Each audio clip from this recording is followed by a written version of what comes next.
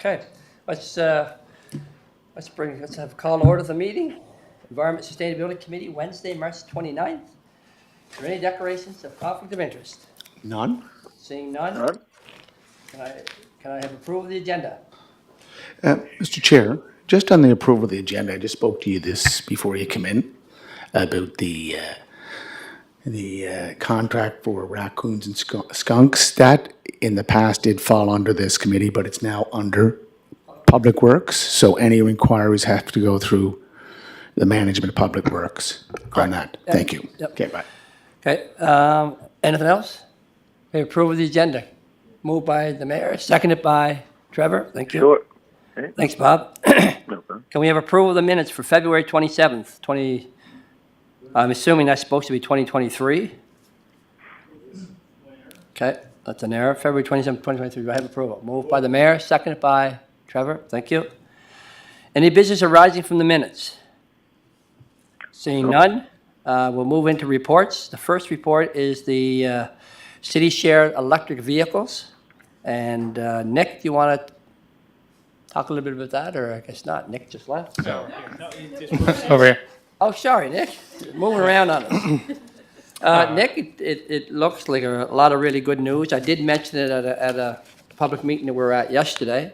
But again, if you want to go over it, that's great. I think everybody wouldn't mind hearing this. I think it obviously shows this is where we should be moving towards in the future. So you want to take it over? Yeah, well, I want to thank Sydney for helping me put together a lot of this information. So the main takeaways I got from this, taking a look at the last year usage of these two vehicles, is that you can see from this the cost of using these is about a quarter of the cost of a very efficient alternative. We based it on a Honda Fit, so you can kind of do the math and extend that out to larger vehicles, how much more efficient it would be than those. And another thing is that we should be just trying to use these vehicles as much as possible. Maybe we could be just doing a reminder to all the departments to use it whenever you're doing any sort of business. Nick, in the first set of minutes that I got, you had a nice graph and so on of the usage. There it is there. Okay.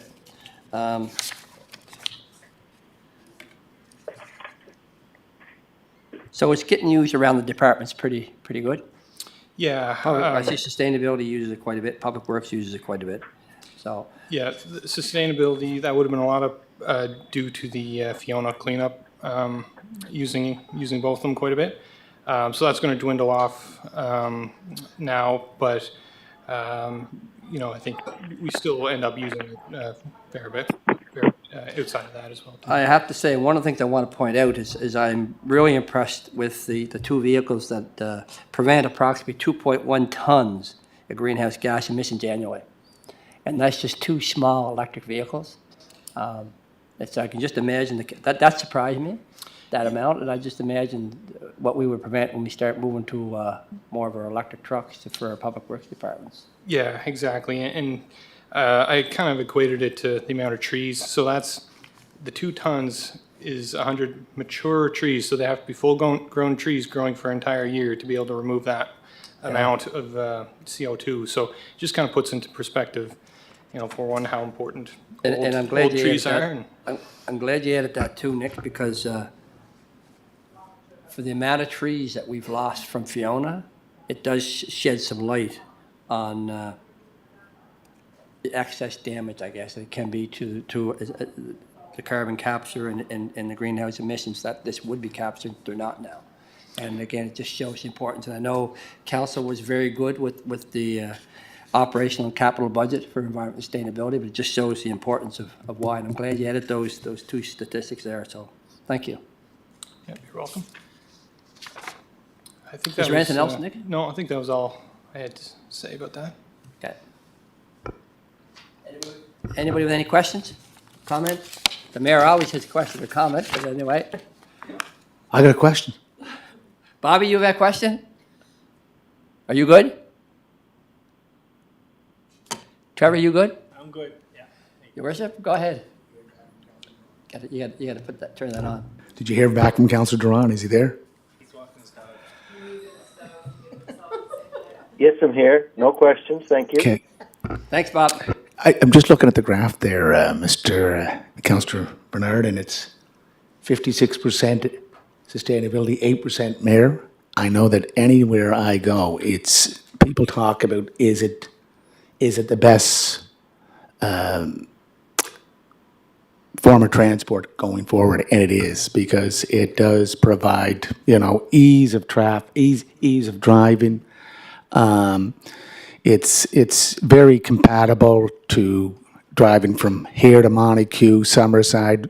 That's the same with the Bolt, the Chev Bolt. So big positive, and hopefully we're looking at down the road, Mr. Chair, purchasing more vehicles for utility or parks and recreation. I think that's where we have to go. But Mr. Chair, in the budget, there was $16,000 in revenue for EV charging. Nick, can you explain that? So that's our 19 charging stations that we had installed. So people, when they pull up to it to charge their vehicle, they pay anywhere from $3 to $4 an hour. So that's revenue to us. We also then pay for the electricity, so that kind of cancels that out. But we're net positive for that, and we're making about double what we pay for the electricity on those chargers. So, Mr. Chair, there's another positive attribute of going with EV for the city, because not only what we're paying out and then what we're receiving from the, I think, 19 chargers. There's 10 locations, 19 chargers. In total. And we're looking at putting more in, Mr. Chair, down the road? Yeah, that was always the plan.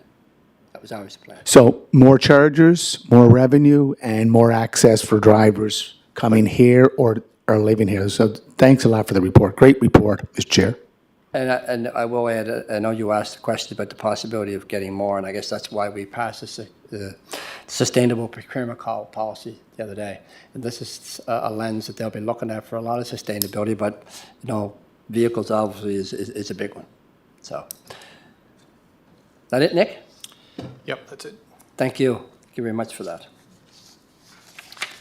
Next report is Green and Inclusive Community Buildings Applications. This is Nick also. Yeah, thank you. I just wanted to provide an update on some funding applications that were sent out in February. So this is for the Green and Inclusive Community Buildings Fund, which is a federal program through Infrastructure Canada. So the deadline was the end of February, so they've been sent off. But it was a fund for recreational, community, public-facing buildings. So the buildings that we have that would fall under that are basically their community centers and our arenas. So I sent off applications for the 4 community centers, Cody Banks, and also the Victoria Park Clubhouse. I think that one, I included it just because I felt that it had similar sort of usage to a recreational building, and gets used in the summer for different activities. So just a summary of the projects that were kind of included in those have been included, but mostly heat pumps, LEDs, anywhere that hasn't already been switched over to LEDs to change the rest out, and solar panels on a lot of the buildings. Also, as part of that fund, eligible projects could be accessibility retrofits.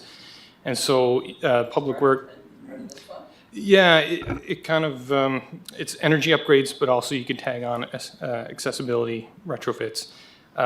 So there was, I think, 3 of the community centers already had accessibility retrofits in the works or in the plans. So I included those in the funding application with hopes that we could get some funding for doing those as well too. Okay. And that's good, but it does distort the payback. Yeah, like definitely, when you're putting in an elevator and it's $500,000 to do that, looking at the total cost means that the payback's not very great on the energy side, but you have to keep in mind that the accessibility retrofit doesn't have energy savings, but has social community savings. So if, I'm not thinking all applications will be accepted, and we probably won't hear back till the start of summer maybe. But if everything was to be accepted, it would be a $1.6 million project to do everything listed there to all the buildings. And the GICB fund pays 80% of the cost, so it's quite good. Very rare to see that much funding, which leaves $300,000 for the city to pay, and about $61,000 of that could be from the province through efficiency PI for the heat pumps and solar and a few other things, LED lighting. Okay, so just a couple of questions, Nick. I thought there was already plans for some of these community centers to have heat pumps and solar panels put in. Was that just, it wasn't budgeted, but it was planning as part of future planning? Well, in talks with Steve McFadden from Public Works, we walked through a lot of these buildings and kind of came up with the plan for all these projects. And he mentioned that he's wanting to put in heat pumps. I'm not sure if any of that was already in the budget for Public Works. The accessibility retrofits were already in the budget, I think. Yeah, okay. And my other question was, when you say we probably won't get all these plans, we probably won't get all these projects approved, is that just because you never always get all you ask, or is that because there's a limit to the funding? I think it's, they're looking for a certain type of project. They definitely give priority to Indigenous communities and that sort of thing. So, I'm not sure if I included all that in our application of how it benefits those communities, but I'm not sure if ours will stick out or not from the batch, but it definitely is limited funding, and I think there's maybe just a handful of projects that will be chosen across Canada. So it's at least worth putting the applications in, though. Because this closed in February, and the federal government in their new budget yesterday, they have quite a bit money for green energy. So that would have to be, so what didn't get approved here, you would reapply when that comes online for those other projects, I assume. Yeah, if this same fund comes up again and we weren't, and none of these were chosen, I'd definitely have them ready to go to reapply. Because for $1.6 million, I would think that all these projects would get funded, because that's not a lot of money compared to what they have in the fund. But anyway, time will tell. Yeah, just another thing, the savings is estimated to be about $94,000 a year for all those buildings. Mr. Chair, where'd you get the 1.6 million? Is that what you said? I thought you said 6 million in projects. 1.6 million, that'd be the total cost of doing all those projects. So I'm looking at the online, Mr. Chair, it's 1.5 billion. I think you mentioned that. That's what the Green Inclusive Fund is. That's what it's for this year, for the whole country. 1.5 Billion. The 5-year, and it's a 5-year plan, B, yeah. 1.5 billion, right? And you know what, Nick? We heard about this through Sean Casey, the MP, for Charlottetown, District of Charlottetown. But is there going to be any extension dates, or do you think there's a possibility that it'll only be every February of every year? Is that what you're? I don't think, I haven't seen this fund before, so I'm not It's sure. it's a new fund. Yeah. Yeah. I'm not sure if they're going to kind of do it year after year or not. I haven't heard anything. Well, it's a 5-year plan, so it's going for 5 years for sure. Okay. Yeah, 5 years with the 1.6 billion. 1.5, yeah, 1.5 billion. But yesterday was a new budget. Yeah, and that's a good point, because they're going to probably add on to this fund. And I suspect they will. and we have a project in mind that the city's been looking at that would look at all green energy. And now that you're part of this file, you're the person that we'll be going to. Thanks a lot for looking into that. So I'm just going to jump ahead a sec here. I'm just wondering, Nick, you're the one that looks at this file. Is there anybody looking at applying soon for solar panels for the new Simmons Arena? Not that I know of, and I didn't, I was short on time to get this out, so I didn't really delve into the new Simmons. That could have possibly been something that we could have added onto this. I felt with 6 applications, it was maybe pushing our luck to begin with. Well, it's a 2-year timeline anyway for that to be sold, but I think somebody soon should probably be looking at applying anyway, whenever, Yeah. like maybe this next set that opens up. And it could be something where even if the new Simmons gets built and this fund comes up next year, whatever, we could apply for the solar panels at that time. Yeah. Yeah. Oh, okay. Any other questions, Your Worship? No. Trevor? Bobby, any questions? No, that's great. Thank you. It's all good news, yep. Okay, Food Recovery Network, Katrina. This is quite a project. Yeah, it's been really quite successful, I think. So some of you may remember who were here when it was sort of incepted a couple of years ago, this project. So just wanted to circle back around and update you on how it all turned out. So if you remember, in 2021, we received funding from the Climate Challenge Fund for the Food Recovery Network. The lead on that project was Farm and Food Care, PEI, with the Federation of Agriculture, but we were one of the partners and one of the leads. I've brought this statistic before this committee before, and I know it feels a bit jarring or shocking, but,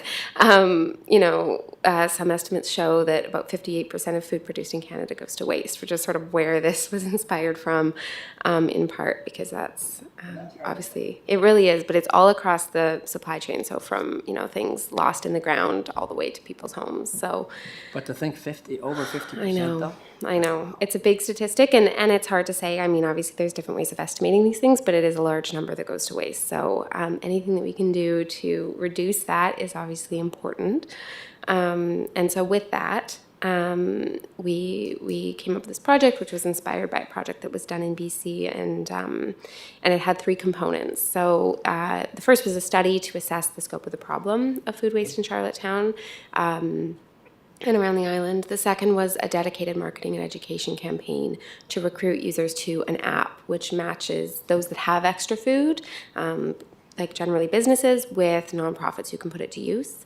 And then the third part was a small-scale infrastructure fund that funded the purchase of basically fridges and freezers for charities who, for whom that would allow them to increase their capacity to distribute that surplus food.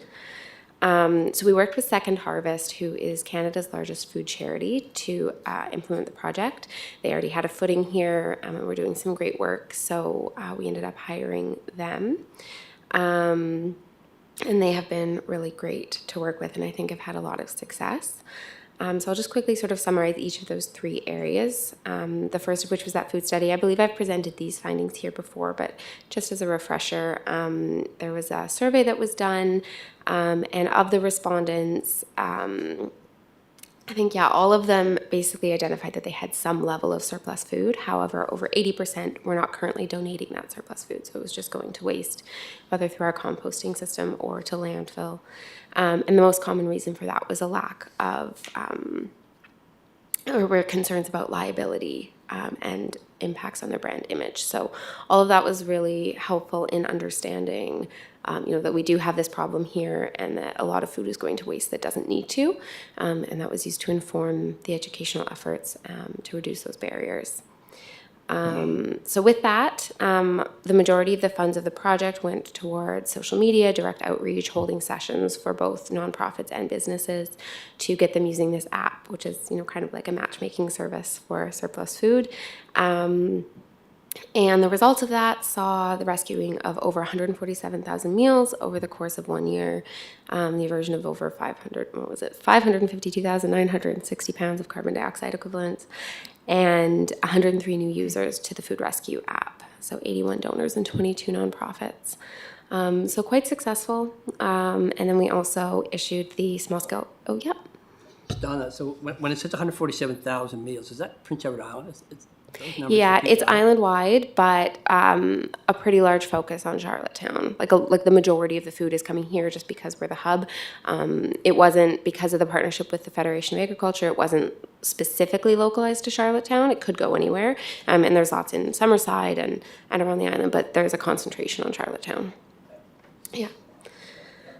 And then, the last piece is that small-scale infrastructure fund. So $15,000 were reserved and awarded to nonprofits. So they went to 6 different organizations for the purchase of fridges and freezers. So it was Chances, Gifts from the Heart, Native Council PEI, Salvation Army in Summerside, West Prince Caring covered. So all of them now have, whether it's new fridge, new freezer, or both. And this would be, so they could accept excess food and keep it, Yeah, basically Spoiled? increasing their ability to take in that surplus food, much of which is perishable, store it so that they could safely distribute it. And yeah, so that is sort of where things stand at the end of that 1-year pilot project. With that, though, the work isn't ending. So there's obviously momentum behind the project, a lot of new users to the app, which will continue to increase the ability to divert surplus food on the island. And another really exciting success was that a major part of the project was Second Harvest hiring on the ground support. So previously, they had somebody working out of, I think it's Fredericton in New Brunswick, managing work on PEI. The individual's actually from PEI, so it was really great, but wasn't actually here. So they hired a part-time person to coordinate this project. And moving forward, they've actually hired her on full-time. So that means that she'll be working across the Maritimes, but we'll have a bit of a focus on PEI. So that's, I think, a really big win. Yeah, so that's where that project is at. so pretty good results for $53,000. I think I have to so. say. Yeah. I may be getting ahead of myself here. I noticed that, like, the Murphy Group of Restaurants was a contributor now. I'm just trying to figure out, how does that work? When they're contributing, how does that work? Is it the type of food they're giving? Yeah, can you give me an idea how that Yeah, works? I don't necessarily know all of like the nitty gritty details, but basically what happens is if a business has surplus food within the certain sort of parameters of what Second Harvest identifies as possible to divert, which is most things actually, like it's sort of a surprisingly large list. There are some things like, for example, if food has been put out on a buffet, it cannot then be diverted. But Second Harvest also works with businesses to say like hold food back and like not put it all out on the buffet all at once, so that some of that food could then be diverted in just by kind of managing it differently. But anyways, basically a business, for example, Murphy Group, who had extra food from an event from their restaurant, would in essence just post it on the app. And then a nonprofit would see that, and then they would like click that they want it, and then generally they go pick it up. Perfect. Just a good communication stream then. Yeah, basically, exactly. It's basically a communication tool. And then Second Harvest is also a resource where a business who maybe has like something a bit trickier, like it's more confusing or a larger amount, they can contact the staff at Second Harvest and they can help them to do it like in a different way where maybe the app wouldn't suit their needs. Yeah. Good work, very good work. Any questions, Your Worship, or Trevor? Just one excellent report and statistics. Response back to you, Mr. Chair, there, and when you were wondering how restaurants become involved with this, like I'm involved with Community Fridge, where we've approached businesses, restaurants to see what they could provide. So at the end of the day, when they have food left over, they'll package it up into meals, portions, and bring it to the fridge. And That day? several of them do that, yes. Oh, So it's wow. fresh that day. So that's Wow. another way that the businesses give back. Perfect, perfect. And Mr. Chair, bravo to Councillor McKinnon. You've been doing it for a number of years, several years, I believe, right? Involved with this organization? Yes, from For Love for Care, I've been involved with them from the inception of the program for the Community Fridge, which has been going about 2 years now. Yeah, yeah. And Mr. Chair, just on page 14, I think, Katrina, is where you have the breakdown. Like, it's great to see that it's going to Chances, Gifts from the Heart, Native Council, Prince Edward Island, Summerside. You know, it just doesn't have to be the city. This hunger, poverty is a global issue. And always the biggest challenge, as Councillor McKinnon would know, is the logistics. Getting that food packed into meals or getting it packed into crates to take to the upper room or take to Chances. That's the challenge, the biggest challenge. And yeah, money well spent. Mr. Chair, just on this, so the Food Council, are they still working with us on these objectives? To some degree. They, with the election, like all the other advisory boards, were paused, but conversations are happening to sort of get that up and running again. Perfect. Thank you, Mr. Chair. You're welcome. Bobby, you have any questions? You good? Yeah, I'm good. Thank you. Okay. I will say again, for $53,000, it's pretty impressive to rescue 147,000 meals and diverse, 553,000 pounds of CO2 equivalent. So, that food rescue app, and I suspect that will continue to grow, and you'll see this continue to improve. So really good work. Thank you. Just, Mr. Chair, regarding to that food rescue app, we're involved with that with Community Fridge. And when they post something, if you're not on it within a first minute, it's gone. Like, there's so many people, they're waiting for it on a daily basis, and now there's more and more community fridges popping up across the island, so the demand is growing for this, but the app is very popular. Well, I'm glad you said that, Trevor, because I found over the years, we've always heard about the amount of food that was wasted, and we always talked about what's in restaurants, but there was really no communication, or where could you put it, or it wasn't safe. So it's nice to see that it's well organized. It's nice to see that as soon as it goes up, somebody's got it, and so they're Yeah. using it. Yeah, and Mr. Chair, like, I've been involved with some of the pickups at some of the major grocery retailers here, and I'll fill the back of my Jeep, and one day you go there, it could be the organic section, the next it could be the cereals, like, they'll just fill boxes, and it's a great program.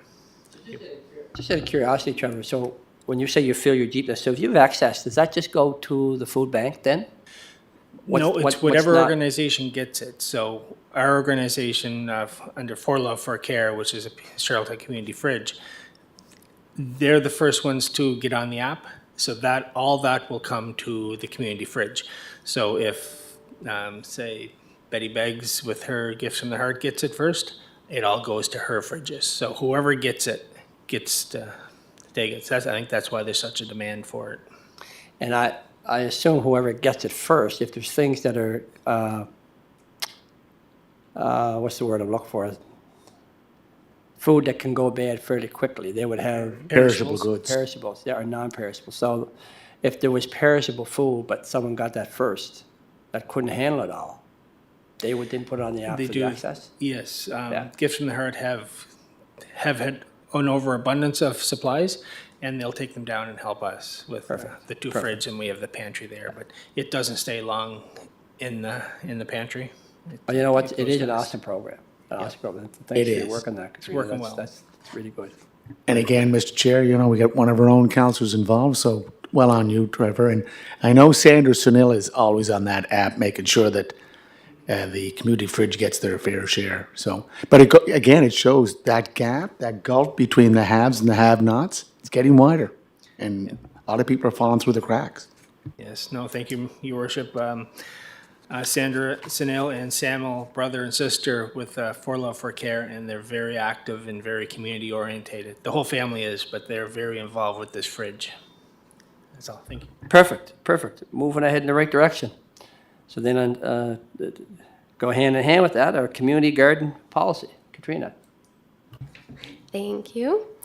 So this as well is a kind of continuation of a project you've had updates on in the past, with some of it coming to fruition here.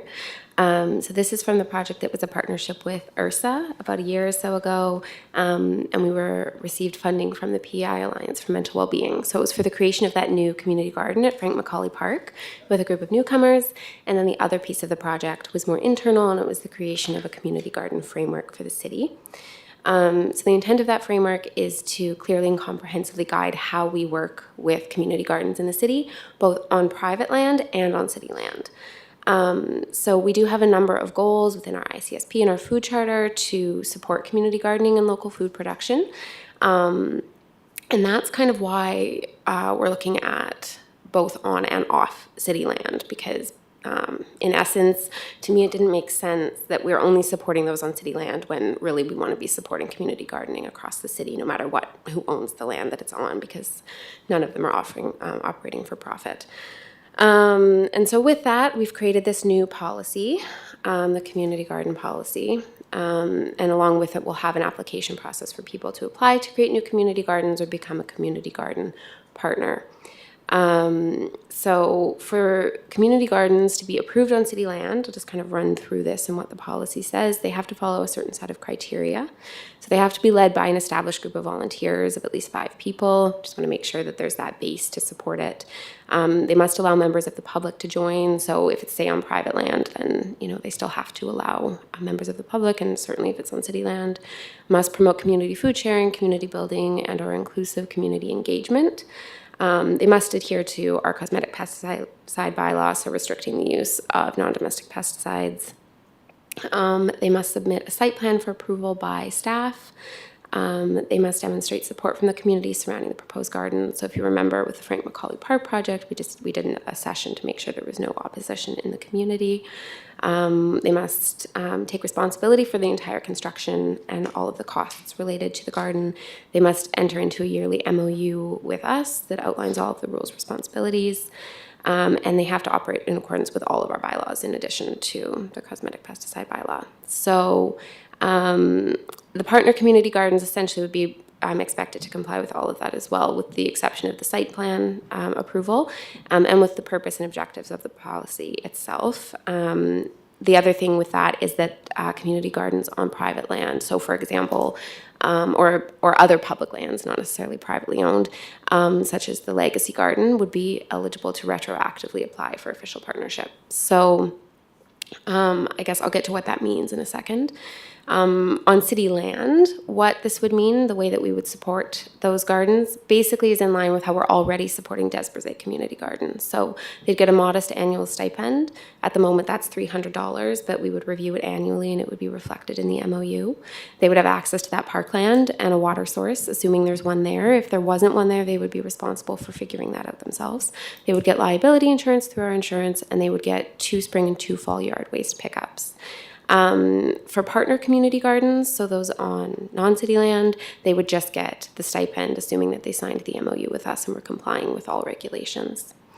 So as I mentioned, that's basically the essence of the policy, and with that, we're working with a consultant. So they have a lot of expertise and have done a lot of background research on this. They know what other cities are doing, and they've also met with city staff to put together these recommendations and this policy.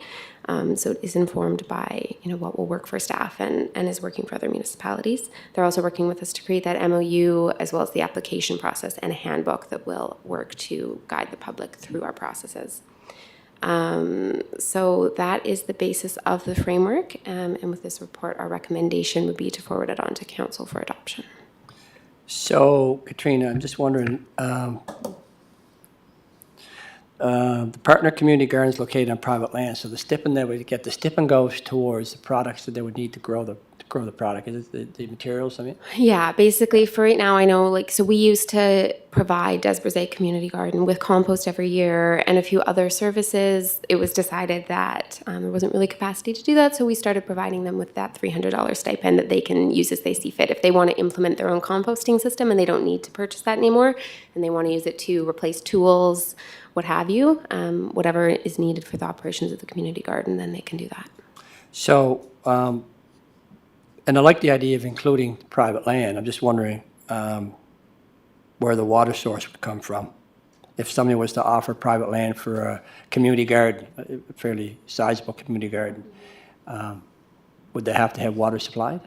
It depends. I mean, I know of the ones that are currently existing on non-city land, it varies. Like, I think the Legacy Garden has, put in their own water system. There's one over at the Carrefour, and I think they're just drawing from from the school there off of their water source. So, as long as there's a building there or an existing water source, then they would be okay. So there's not a liability issue for the city. If someone private owned says, listen, I'm okay with letting them use this for a garden for 5 years, they would sign on with the MOU and the liability would be included in that. It wouldn't be a liability on the city. Yeah, we wouldn't include liability for insurance for those operating on private land. That would be separate, That's right. and they would have It's to up to deal with them. that themselves. Yeah. Yeah, okay. Any questions, Your Worship, or Trevor? Trevor?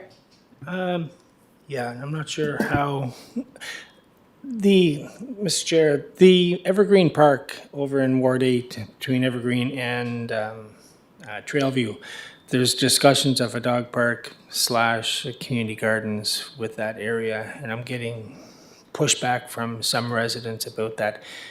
Who does the applications come into for the park? Or for the dog park or for the So food? for the community gardens, They would, according to this, they would apply. They would apply through our department, probably through Katrina. but being on city land, so it's a nonprofit, it's another group Yep. that's applying for there? Yep. Okay.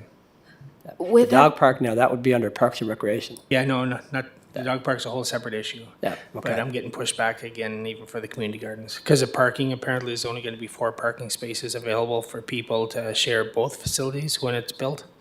So, I think we're going to jump off topic here, but the proposed plan for the park was through Parks and Recreation, which would have came through council.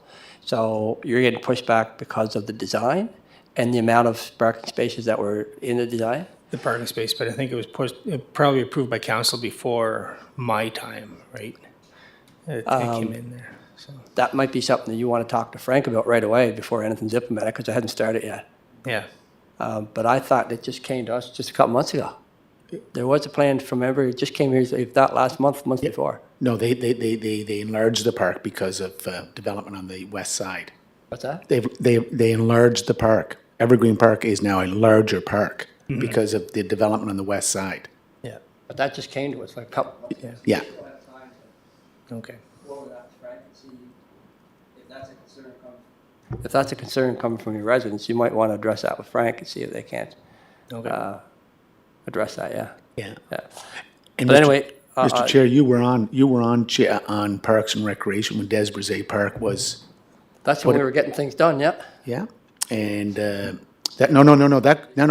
goes back to 2000. 2002. And the group that got together was a group of community members. Janet Armstrong, that was the linchpin there, that put it together. And they applied to Parks and Rec, and I was, at the time, chair of that standing committee and also represented that area.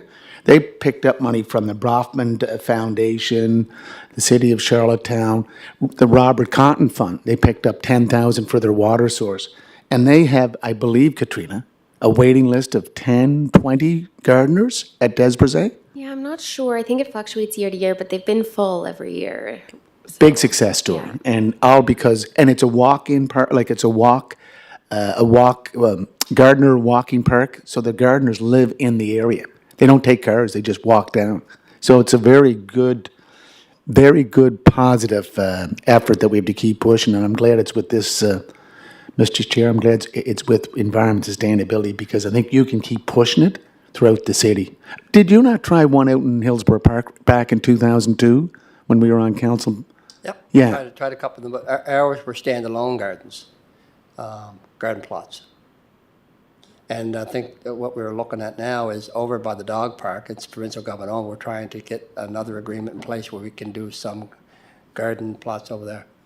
Yeah. Yeah, and again, an effort was tried by the residents in Hillsborough Park, and now they're coming back 20 years later to see if they can do it. These are essential for any community, and the Des Brisset Park, every time I drive by it, it's a success story because the city bought the land. Again, it flooded, there was a backup of the wastewater system, so the city had to buy the property, and we turned it into a green space, and then now a community garden.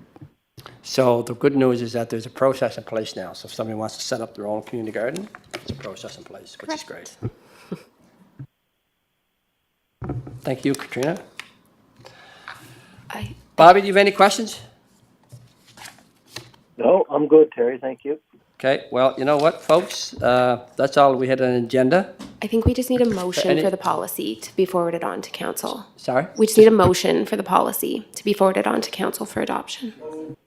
Thing. Can I have a mover, Trevor, seconded by the mayor, that we'll move that on to council for adoption? Thanks for the reminder. Do I have a motion to adjourn? Moved by the mayor, second by Trevor. Thank you very much, everyone. Thank you, Bobby. Thank you. Bye-bye. Bye now.